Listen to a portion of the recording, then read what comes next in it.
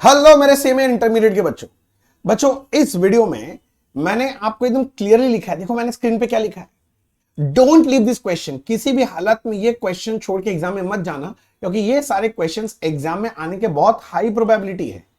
अगर आप ये वीडियो चालू किए हो तो ये वीडियो पूरा देखो। इसके अंदर क्या है ना, मैंने वो जो मोस्ट इंपॉर्टेंट क्वेश्चन है वो क्वेश्चन का पूरा सोल्यूशन क्या है, स्टेप बाय स्टेप हाथ से लिख के, जिससे आपको समझ में आए कि एग्जाम में कैसे प्रेजेंटेशन करना है।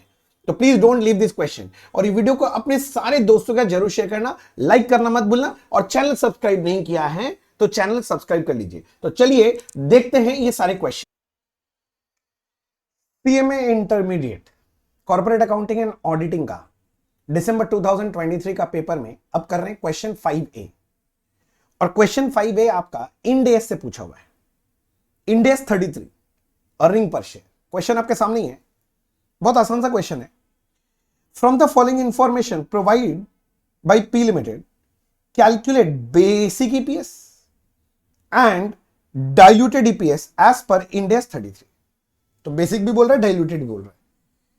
नेट प्रॉफिट बता दिया है 12 करोड़ 50 लाख है। वाह, वही earning available for equity share holder, ईएई बोलते हैं हम लोग। Number of equity share outstanding उस दिन 2 करोड़ 50 लाख का, यही बन जाएगा weighted average number of share. तो बेसिक तो निकल ही जाएगा। फिर बोलता है number of 12% convertible debenture 100 each है।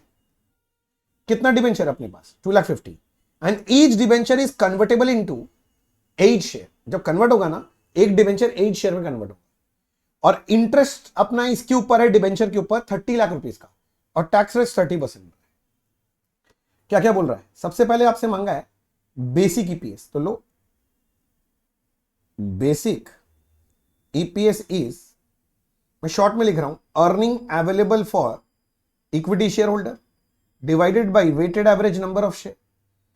अर्निंग अपना है net profit 12 crore 50 lakh divided by weighted average number of share है 2 करोड़ 50 लाख। तो 12 करोड़ 50 लाख डिवाइड बाय 2 करोड़ 50 लाख करके आता है 5 रुपीज। तो पहला लाइन बेसिक तो 5 रुपीज निकल गया, वेरी इजी, एक लाइन में हो गया। 7 नंबर में पहला पार्ट तो हो गया। दूसरा पूछा डाइल्यूटेड ईपीएस कितना होगा, तो calculation of diluted EPS. Diluted EPS के लिए सबसे पहले एडजस्टेड ईपीएस चेक करना पड़ेगा। उसके लिए एडजस्टेड ईएई चाहिए और एडजस्टेड वैंस चाहिए। Adjusted earning available for equity share holder चाहिए एक साइड में, ये निकाल लेंगे इधर में। और एक तो adjusted weighted average number of share चाहिए। ईएई पहले से दिया हुआ था मेरा 12 करोड़ 50 लाख रुपीस का, प्लस कन्वर्टेबल डिवेंचर, जब वो इक्विटी शेयर में कन्वर्ट हो जाएगा तो सेविंग्स इन इंटरेस्ट होगा हमारा, तो इसके वजह से मतलब इंटरेस्ट देना नहीं पड़ेगा। अरे भाई, जब डिवेंचर शेयर में कन्वर्ट हो जाएगा तो डिवेंचर पे जो इंटरेस्ट लगता था वो इंटरेस्ट नहीं देना पड़ेगा, इंटरेस्ट बच जाएगा तो मेरा अर्निंग बढ़ेगा। तो सेविंग्स इन इंटरेस्ट, और आपका इंटरेस्ट था 30 लाख, किंतु ये आफ्टर टैक्स सेविंग्स होगा ना, टैक्स डिडक्टेबल आइटम है ना इंटरेस्ट। तो 21 लाख, ये 12 करोड़ 50 लाख है, 50 लाख, और ये 21 लाख है। टोटल करो 12 करोड़ 71 लाख, ये मेरा बन गया adjusted earning available for equity share holder. अपना weighted average number of share कितना था? 2 करोड़ 50 लाख पहले था, प्लस डिवेंचर जब शेयर में कन्वर्ट हो जाएगा तो नंबर ऑफ शेयर इंक्रीज हो जाएगा ना। हाँ, तो लिख रहा हूं plus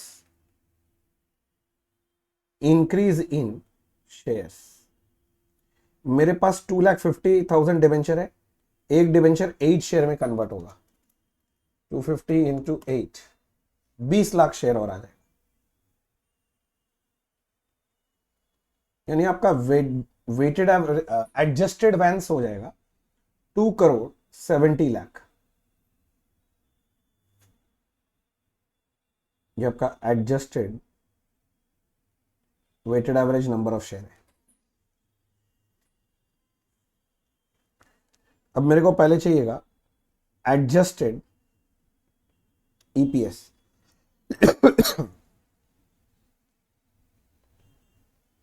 that is adjusted EA divided by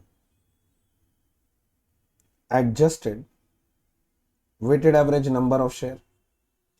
EA है आपका 12,71,00,000 divided by 2,70,00,000 equals to 12,71,00,000 divided by 2,70,00,000, 4.71 आ रहा है।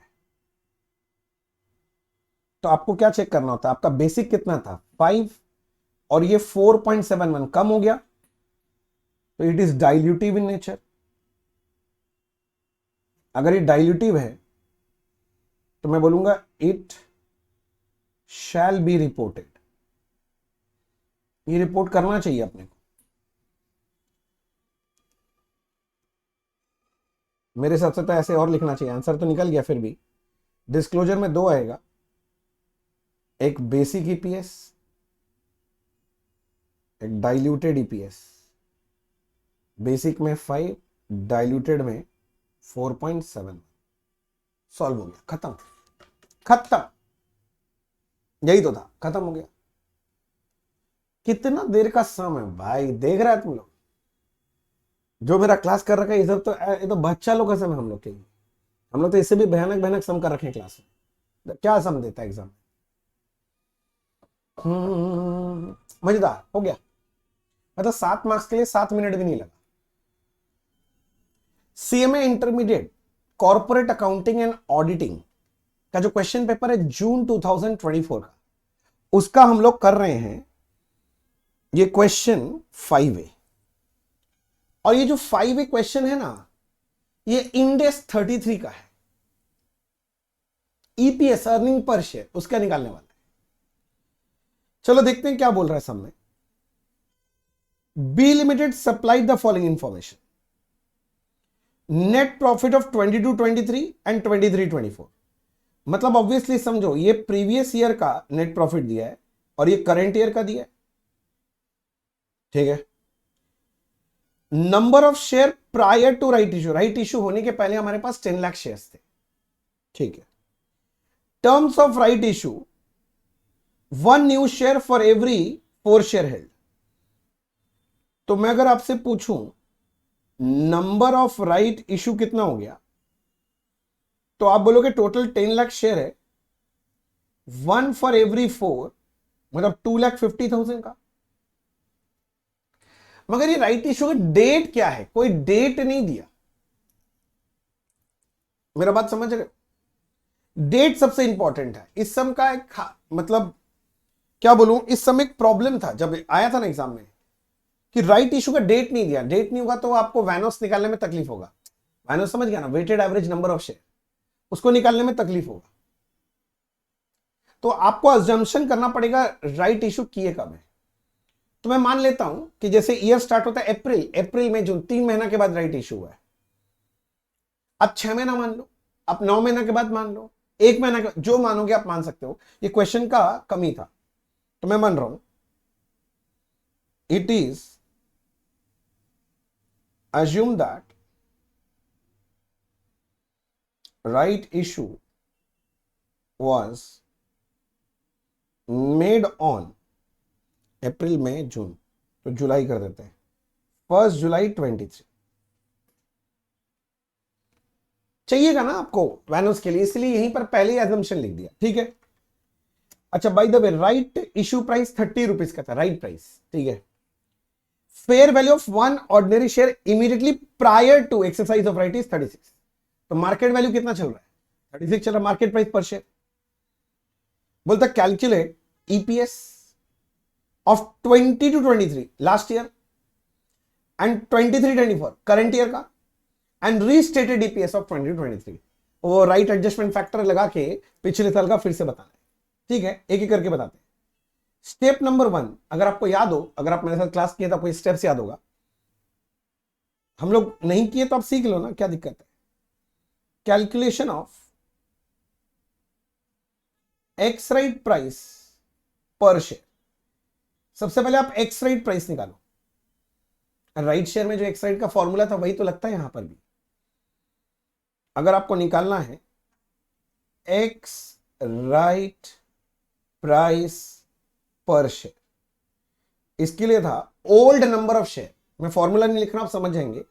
ओल्ड शेयर्स कितने थे मेरे पास 10,000 इंटू मार्केट प्राइस पर शेयर 36 प्लस न्यू शेयर मतलब राइट शेयर कितना इशू हो रहा है 250 into right price was 30 divided by old plus new. Old share 10 lakh plus new share 250। ये करके आप पहले एक्स राइट प्राइस निकालिए। स्टेप नंबर 1 यही होता है। 10 इंटू 36 तो 36 लाख है, और ये है 250 into 30 36 lakh. 1 crore 11 lakh divided by 1250।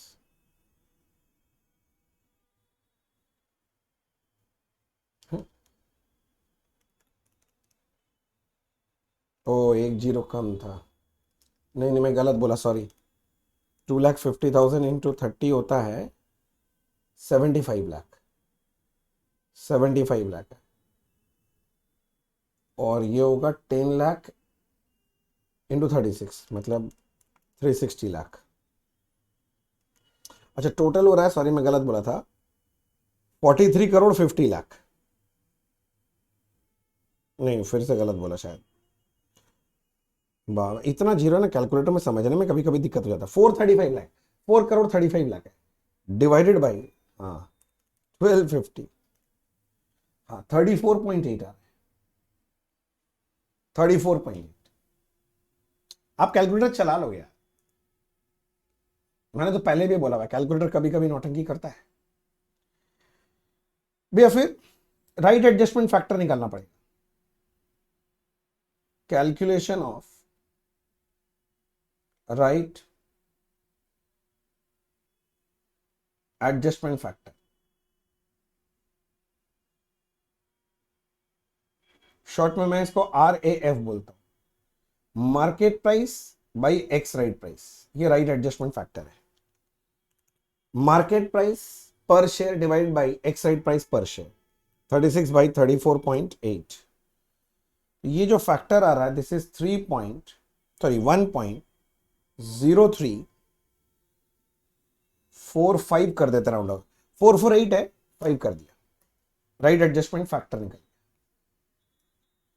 अब नेक्स्ट स्टेप निकलता है कैलकुलेशन ऑफ वैंस। भैया वैंस weighted average number of share. अब आप पूरा लिखना please, weighted average number of share. तो प्री राइट पीरियड कौन सा है 1 अप्रैल 23 से लेके राइट शेयर इशू हुआ था 17 को, तो 30 जून को।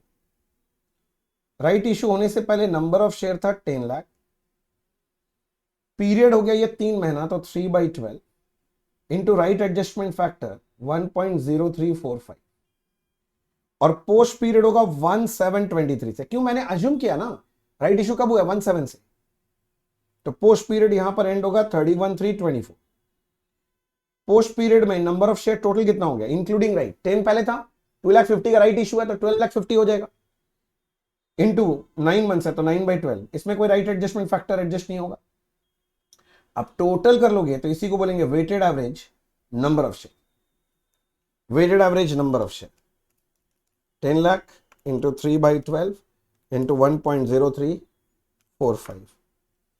ये आ रहा है आपका यहां पर 258,625, और ये 1250 इंटू 9/12 937,500।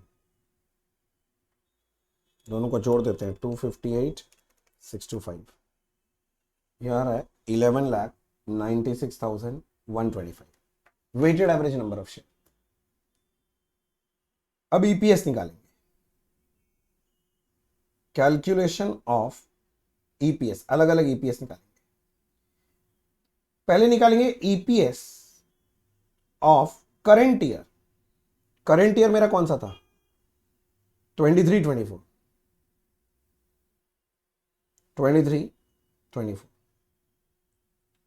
आपको चाहिए अर्निंग अवेलेबल, मतलब प्रॉफिट। प्रॉफिट था इस साल का 2250, ये ले लो, divided by weighted average number of share, that is 1196,125। 2250 divided by 1196,125, 1.88 आ रहा मन्ना, 1.88। मगर याद रखना, अगर आप एजम्पशन चेंज कर दोगे, मैंने राइट इशू का डेट 17 माना, आप उसको मान लो 30 सितंबर कर दोगे, तो ये आंसर थोड़ा चेंज होगा, वाइनस चेंज हो जाएगा तो आंसर चेंज हो जाएगा। उसके लिए घबराने का बात नहीं है, ये एजम्पशन के ऊपर है। उसके बाद आपको चाहिए original EPS, original EPS of previous year 22-23। तो प्रीवियस ईयर का नेट प्रॉफिट कितना था? 15 लाख। और प्रीवियस ईयर का नंबर ऑफ शेयर तो 10 लाख था ना, पिछले साल तो कोई राइट इशू नहीं हुआ था ना। तो 15 lakh divided bye 10 lakh, that is 1.5। और फिर रीस्टेट करने बोला था, restated EPS of previous year. तो उसमें कुछ नहीं करना होता है, बस राइट एडजस्टमेंट फैक्टर मल्टीप्लाई करते हैं। प्रॉफिट वही है 15 लाख, नीचे आपका 10 लाख रहेगा, इनटू राइट एडजस्टमेंट फैक्टर लगा दो, वो कितना निकाले थे? 1.0345, 1.0345, बस।